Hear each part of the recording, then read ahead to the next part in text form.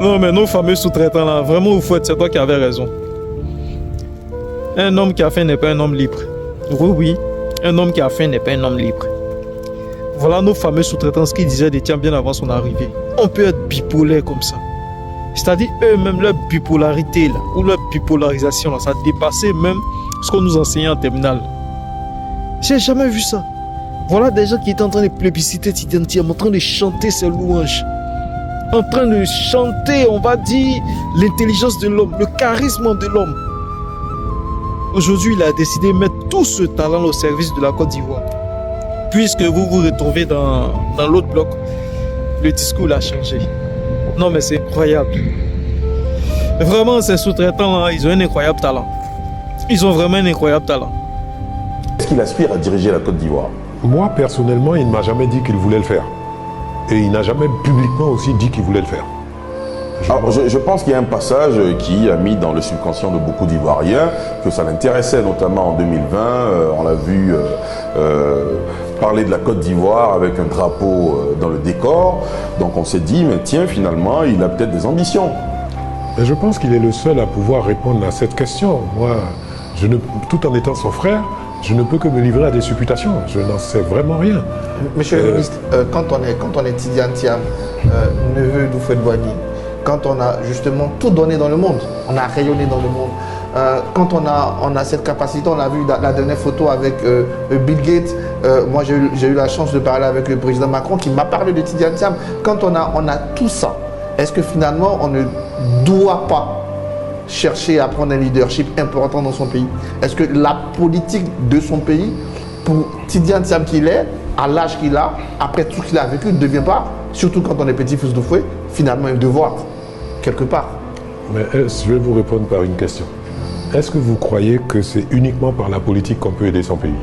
Mais il n'est même pas président. Non, excusez-moi. Vous croyez qu'au niveau financier où il se trouve, les réseaux financiers dans lesquels il évolue, vous êtes sûr qu'il n'a jamais rien fait pour la Côte d'Ivoire? Bah si, bien sûr. Sur le plan financier? Bien sûr, je pense. Bon, sans être pour autant président. Mais là, c'est voilà, une mission donc on maintenant. peut aider son pays sans forcément être président de la République. Non, non, on ne dit pas forcément qu'il... Sans forcément même vivre en Côte d'Ivoire. Nous avons nombre de cadres dans des institutions internationales qui font tous les jours des choses pour la Côte d'Ivoire et qui ne sont pas en Côte d'Ivoire. Vous ne pensez pas que quand on parle de jeune génération aujourd'hui, Tidiane Thiam a tout, je veux dire, tous les critères pour rentrer dans cette jeune génération qui doit diriger ce pays? Je vous répète, il n'y a que lui qui peut y répondre. D'accord, je peux vous poser la question autrement. Est-ce que vous l'encouragiez, vous l'encourageriez à s'investir sur la scène politique ivoirienne pour un jour aspirer à diriger ce pays? Est-ce que vous l'encourageriez? Je ne vois pas le problème sous cet angle-là. Moi, le fait d'être son frère ne m'autorise pas à l'encourager ou à le décourager. Je suis là comme un découvreur de talent. Et si je découvre le talent et s'il a l'intention de l'utiliser, ce talent, l'aider de mon mieux. Est-ce que vous avez découvert au moins le talent? Pratiquement depuis qu'il est né, il a toujours été brillant. D'accord. Mais quand... Et maintenant la décision lui revient. Oui, c'est que lui qui peut décider. Donc vous estimez qu'il a le talent, mais il doit se décider lui-même. C'est à lui de se décider et il ne l'a pas fait, c'est à lui d'en parler. Moi, je ne suis, mon rôle de grand frère, ma position de grand frère... D'accord, nous sommes presque au terme de cette émission. Landry Couillot, rapidement. Je voudrais dire, permettez-moi de l'appeler Titi, bon, c'est comme ça que je l'appelle de manière critique. Permettons de dire que ce qui intéresse réellement l'Ivoirien, le jeune Ivoirien qui a entre 18 et 40 ans, ce n'est pas tant de voir Tidiane Thiam président de la République, c'est parce que c'est un grand frère. Ils veulent le toucher. Ils veulent s'approcher de lui. Ils veulent l'entendre ici, à Yamoussoukro, ou au Palais de la Culture. Ils veulent découvrir ce génie extraordinaire qui parcourt le monde. On ne peut pas avoir un frère aussi brillant et aussi loin. Ça fait mal. Ils ont besoin de la voir pour eux comme repère. C'est une référence internationale, mais qui sert mieux l'international que la Côte d'Ivoire. C'est vrai qu'il fait autant, mais on ne sait pas. Et tant qu'on ne sait pas, il ne fait pas. On a besoin de lui. Pas forcément au niveau politique. Ces jeunes-là ont besoin d'un repère. Alassane était et est un repère. Gbagbo a été et est un repère. Sauf que Alassane, Gbagbo, Bédié sont en fin de carrière. Un monde, ce sont des générations. Et cette génération a besoin d'un référent, d'une référence, de quelqu'un qui va les guider. Lui, il a réussi. Parce parce qu'il est brillant, parce qu'il est rigoureux, parce qu'il a travaillé, parce qu'il mérite. La valeur du mérite, de l'excellence, c'est ce qui est aujourd'hui prôné. Que Titi vienne et montre que c'est quelque chose d'accessible pour la jeune génération. Réaction? Donc, si vous permettez, Oui, allez-y. je peux partager totalement l'analyse que vous en faites. La seule différence entre vous et moi, c'est que moi je dis patience.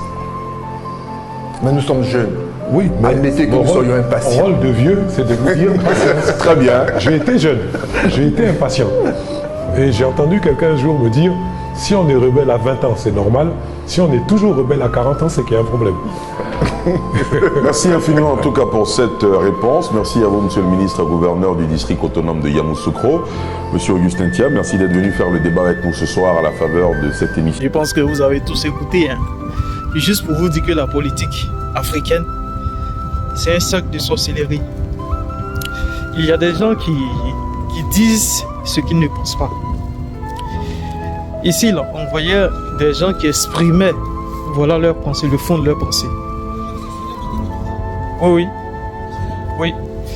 Ici, on voyait des gens qui exprimaient, on va dire ce qu'ils pensaient.